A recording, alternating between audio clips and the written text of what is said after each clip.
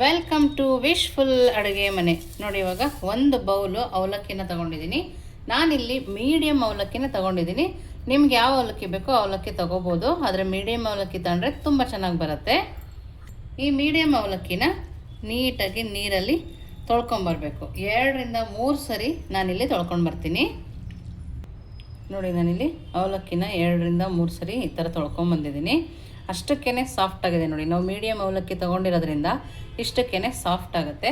ಇವಾಗ ನಾವು ಇದಕ್ಕೆ ನೋಡಿ, ನಾನಿಲ್ಲಿ ಉಪ್ಪಿಟ್ಟಿನ ರವೆನ ಹಾಕ್ಕೊಳ್ತಾ ಇದ್ದೀನಿ. 1/4 ಬೌಲ್ ಆಗೋಷ್ಟು ಉಪ್ಪಿಟ್ಟಿನ ರವೆನ ನಾನಿಲ್ಲಿ ಹಾಕ್ಕೊಂಡಿದ್ದೀನಿ. ನೋಡಿ, ರವೆ ಹಾಕಿದ್ಮೇಲೆ ನಾನಿಲ್ಲಿ ಒಂದು ಸಣ್ಣ ಕಪ್ಪಾಗುವಷ್ಟು ಮೊಸರನ್ನ ಹಾಕ್ಕೊಂಡಿದ್ದೀನಿ. ನೋಡಿ, ಈ ಕಪ್ಪಲ್ಲಿ ನಾನು ಮೊಸರನ್ನ ಹಾಕ್ಕೊಂಡಿದ್ದೀನಿ. ರವೆಗಿಂತ ಸ್ವಲ್ಪ ಕಮ್ಮಿ ಮೊಸರು ಹಾಕೊಂಡ್ರೆ ಸಾಕಾಗತ್ತೆ. ನೋಡಿ, ಇಷ್ಟನ್ನು ಹಾಕಿ ನೀಟಾಗಿ ಕೈ ಆಡಿಸ್ಕೊಬೇಕು. ನೀವಿನ್ನೂ ನಮ್ಮ ವಾಟ್ಸಪ್ ಗ್ರೂಪಿಗೆ ಜಾಯಿನ್ ಆಗಿಲ್ಲ ಅಂದರೆ ವಿಶ್ಫುಲ್ ಅಡುಗೆ ಮನೆ ವಾಟ್ಸಪ್ ಗ್ರೂಪಿಗೆ ಜಾಯಿನ್ ಆಗೋದನ್ನು ಮರಿಬೇಡಿ.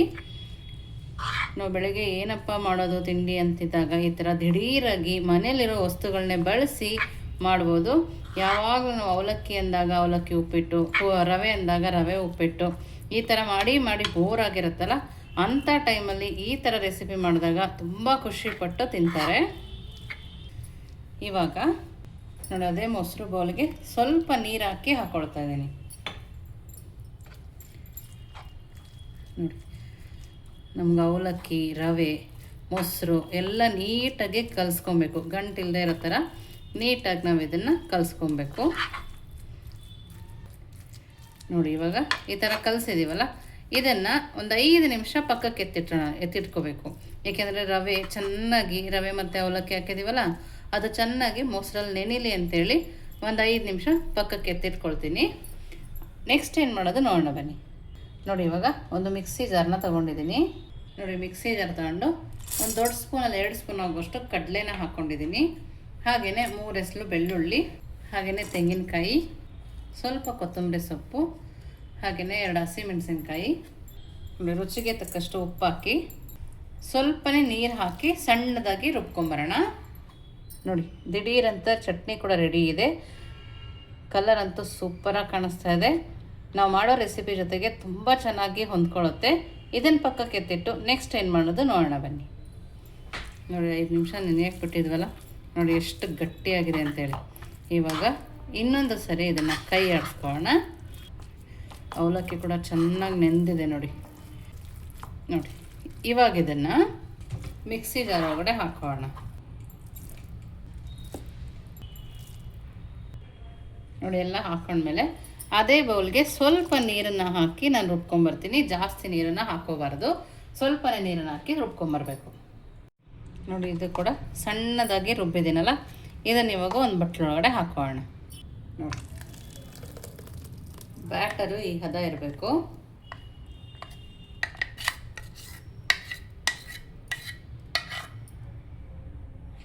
ನೋಡಿ, ನಾನಿಲ್ಲಿ ಅದೇ ಮಿಕ್ಸಿ ಜಾರಿಗೆ ಸ್ವಲ್ಪ ನೀರನ್ನು ಹಾಕ್ಕೊಳ್ತಾ ಇದ್ದೀನಿ. ನೋಡ್ತಾ ಇರ್ಬೋದು, ಜಾಸ್ತಿ ನೀರನ್ನು ಹಾಕಿಲ್ಲ, ಸ್ವಲ್ಪನೇ ಹಾಕಿದ್ದೀನಿ.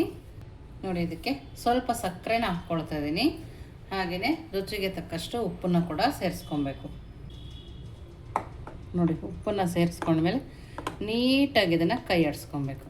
ನೋಡ್ತಾ ಇದ್ದೀರಲ್ಲ, ಈ ಥರ ಚೆನ್ನಾಗಿ ಮಿಕ್ಸ್ ಆಗಬೇಕು. ಸಕ್ಕರೆ, ಉಪ್ಪು, ನಾವು ರುಬ್ಕೊಂಬಂದಿರೋ ಹಿಟ್ಟು ಜೊತೆಗೆ ಚೆನ್ನಾಗಿ ಮಿಕ್ಸ್ ಮಾಡಬೇಕು.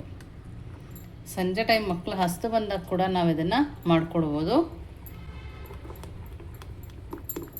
ನಿಮಗೆ ಇದಕ್ಕೆ ಬೇಕಂದರೆ ಕ್ಯಾರೆಟು, ಕ್ಯಾಪ್ಸಿಕಮ್ಮು, ಕಾರ್ನ್ ಯಾವುದು ಇಷ್ಟಪಡ್ತಾರೆ ಮಕ್ಕಳು, ಆ ತರಕಾರಿ ಹಾಕಿ ಕೂಡ ನೀವು ಇದನ್ನು ಮಾಡಿಕೊಡ್ಬೋದು. ನೋಡಿ, ಈ ಥರ ಚೆನ್ನಾಗಿ ಮಿಕ್ಸ್ ಮಾಡ್ಕೊಳ್ಬೇಕು. ನೋಡಿ, ಈ ಥರ ಮಿಕ್ಸ್ ಆದಮೇಲೆ ನೋಡಿ, ನಾನಿಲ್ಲಿ ಒಂದು ಪ್ಯಾಕೆಟ್ ಈನೋನ ಹಾಕ್ಕೊಳ್ತಾ ಇದ್ದೀನಿ. ನೀವು ಕುಕ್ಕಿಂಗ್ ಸೋಡಾ ಇದ್ದರೆ ಅದನ್ನು ಕೂಡ ಹಾಕೋಬೋದು. ನೋಡಿ, ಅದನ್ನು ಹಾಕಿ ನೀಟಾಗಿ ಈ ಥರ ಕೈ ಆಡಿಸ್ಕೊಳ್ಳೋದು. ನೋಡಿ, ಈನೋನ ಲಾಸ್ಟಲ್ಲೇ ಹಾಕ್ಕೋಬೇಕು. ನೋಡಿ, ಎಷ್ಟು ಚೆನ್ನಾಗಿ ಬರ್ತಾಯಿದೆ ಉಬ್ಬಿ ಅಂತೇಳಿ. ನೀವು ಹಾಗೆ ಕೂಡ ಮಾಡ್ಕೊಬೋದು, ಒಂದು 1 ಅವರ್ ಇಟ್ಟರೆ ಹಾಗೆ ಕೂಡ ಮಾಡ್ಕೊಬೋದು. ನಾನಿಲ್ಲಿ ದಿಢೀರಂತ ಮಾಡ್ತಾಯಿದ್ದೀನಿ ಅಂತೇಳಿ ಈನೋನ ಹಾಕ್ಕೊಂಡಿದ್ದೀನಿ.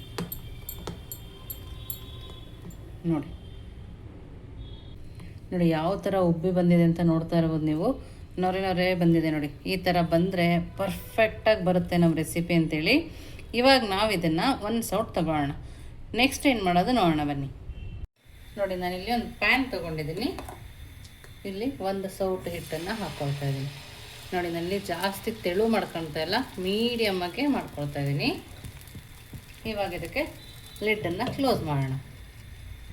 ನೋಡಿ ಎಷ್ಟು ಚೆನ್ನಾಗಿ ಚುಕ್ಕಿ ಚುಕ್ಕಿ ಬಂದು ನೀಟಾಗಿ ಬೇಯ್ತಾ ಇದೆಯಲ್ಲ. ಈ ಟೈಮಲ್ಲಿ ಒಂದು ಸರಿ ಲಿಡ್ಡನ್ನು ತೆಗೆದು ನಾನಿಲ್ಲಿ ಎಣ್ಣೆನ ಹಾಕ್ಕೊಳ್ತಾ ಇದ್ದೀನಿ.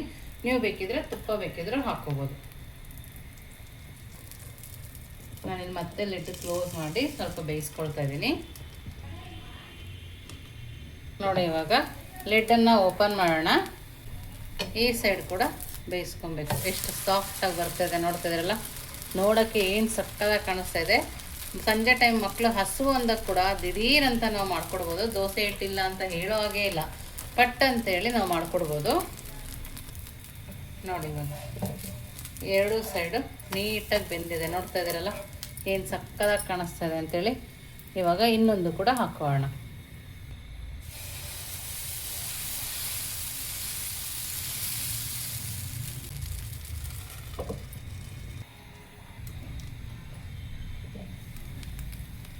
ನೋಡಿ ಇವಾಗ ಆಗಿದೆ.